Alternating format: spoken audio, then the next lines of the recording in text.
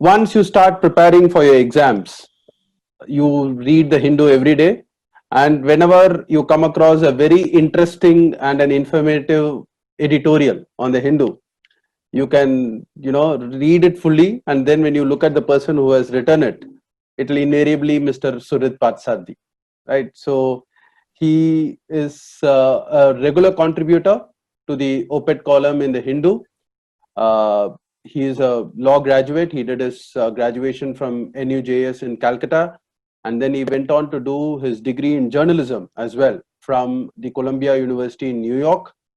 He is a practicing advocate in the Madras High Court. His work primarily revolves around public law and taxation. And as I told you, there are innumerable editorials that he has contributed in the Hindu. As I told you, when you start preparing for your exam in full seriousness, you will get to learn quite a bit about the Constitution, about the basic structure, about recent legislation, Supreme Court judgments. So watch out for his name in the Hindu editorial, and it's a pleasure to have you here, Mr. Suhrith, on this online workshop, so to speak, that we are doing for civil service aspirants. It includes people who are already preparing for the civil service exams in our academy, Officers IAS Academy, as well as to other aspirants. We just wanted to, in this time of COVID and lockdown, we thought it will be nice to get together a set of people, luminaries from different fields, and to give all the aspirants a basic flair as to what to expect in the examination, how after the examination, if they get into the service, what do they expect from various branches of governance, be it legislature, be it judiciary. They will of course be part of the executive. So welcome to the Thank you very much. It's my pleasure to be here. Yeah, Mr. Suhrith. So I just to set the context for the people who are watching it, for the aspirants, so we will be discussing one or two current issues which will be playing in the minds of everyone, which everyone would have been following, and through that we'll be discussing some concepts about personal liberty and what is the regular interface that bureaucrats have with the judiciary whenever they appear in the courts. So that is something which Mr. Suhrith is quite familiar with, considering his practice in public law. And after that, few other current topics which are of importance, which will kindle your interest in the Constitution and the basic structure and various other important aspects.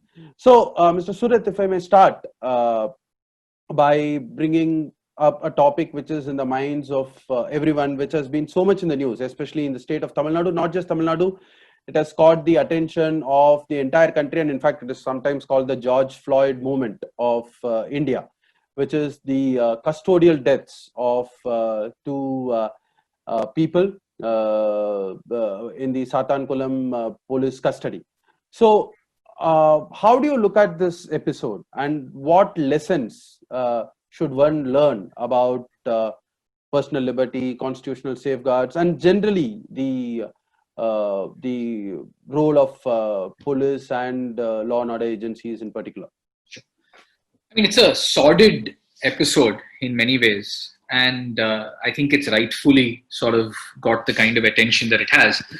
But before that, I really sort of want to the one thing that I want to point out is that in this case, it's captured the public's imagination, so to speak, because the nature of these supposed offenses that were committed by these two individuals was hardly anything serious to warrant a kind of interrogation of the kind that was supposedly carried out.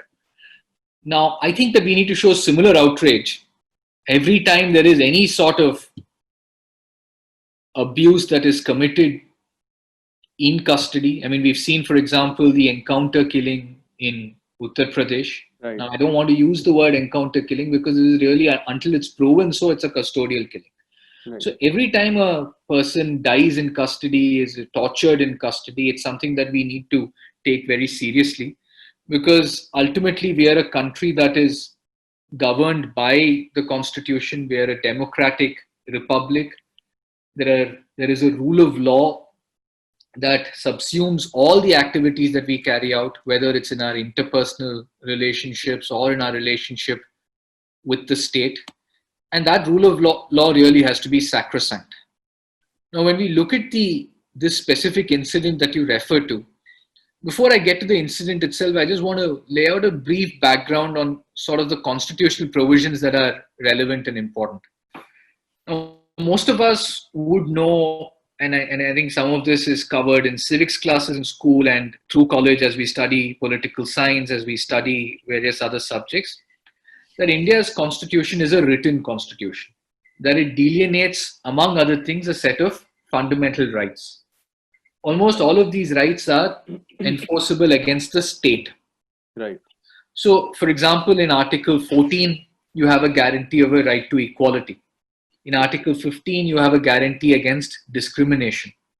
Article 17 abolishes untouchability. Article 19 guarantees various freedoms, such as the freedom of speech and expression, freedom to move peacefully throughout India, freedom to reside anywhere, freedom of trade, profession, etc. Article 21 guarantees a right to life and personal liberty. Now, this article is couched in negative terms. Now, what do I mean by negative terms? What I mean by negative terms is that it says to us what the state cannot do. Right. So it says that in sort of literal terms, what it says is that no person can be deprived of their life or personal liberty except according to procedure established by law. Right. Article 22, which is also relevant in this context, it delineates a set of conditions broadly governing preventive detention. But apart from that, it also says that any person who is arrested ought to be produced before a magistrate within 24 hours of such an arrest, right? And this is a critical provision. Now, over the years, the way in which this article has been interpreted by the court, these articles, has sort of gone through a sea change. Because if you look at the earliest judgments of the Supreme Court, right, what you'll see is that to use a jurisprudential term, a very positivist interpretation was given to these clauses. What I mean by that is when Article 21 says that a person's life or personal liberty shall not be deprived except by procedure established by law, the Supreme Court in A.K. Gopalan's case in 1950 said that therefore all we need is some legislation.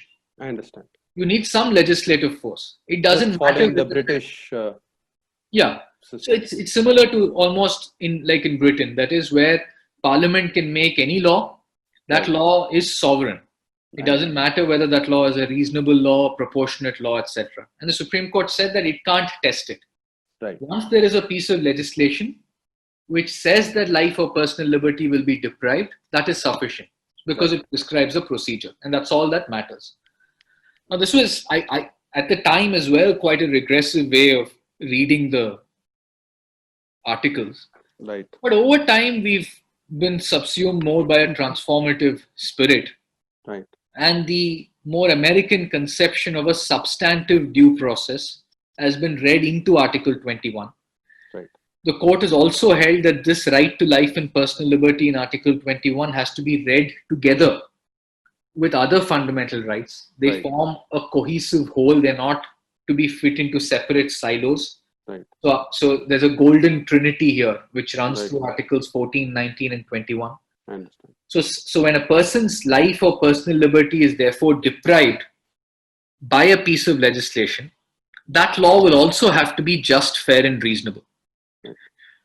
Now, in this case, in the case of Jairaj and Benis, the things that we need to see are firstly that they hardly committed an offense which was in any manner grave that even warranted an arrest, right? Right, right.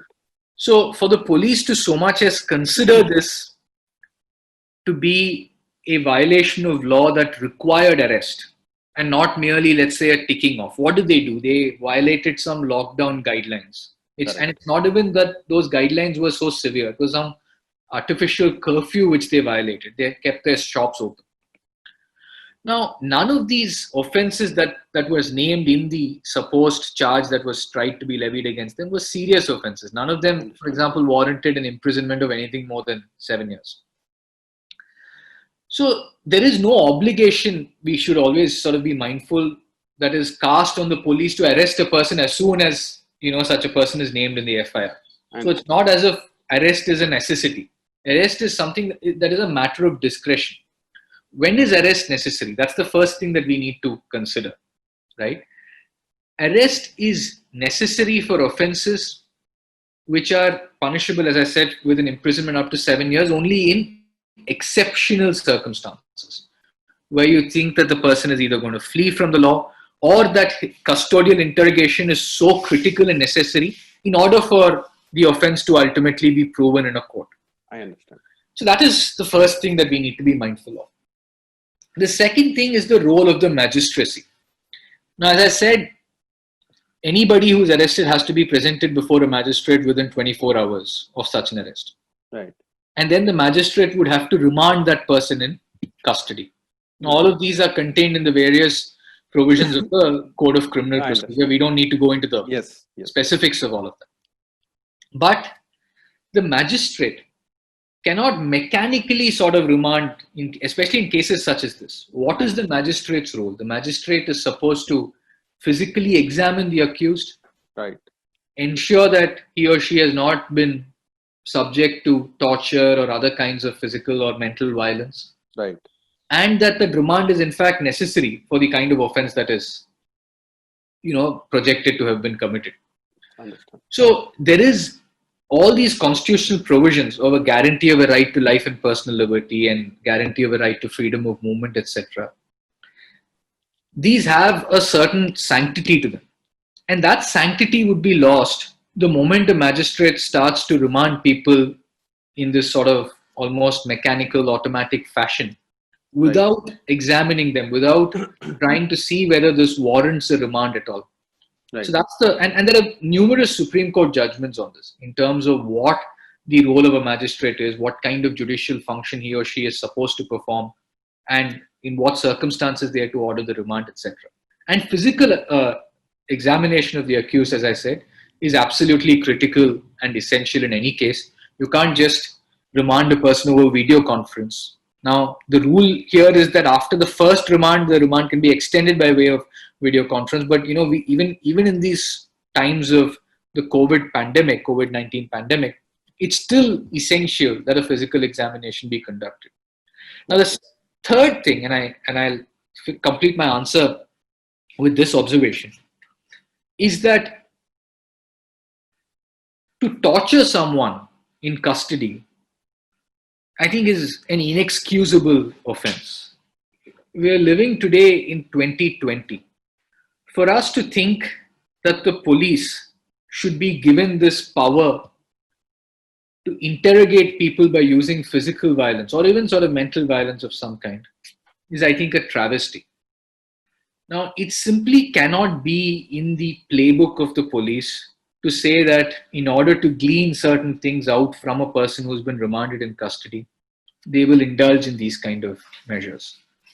Which is why every time an act of custodial violence happens, a custodial death happens, I think it's important for the state to take it very, very seriously, to examine things and to ensure that justice is handed out.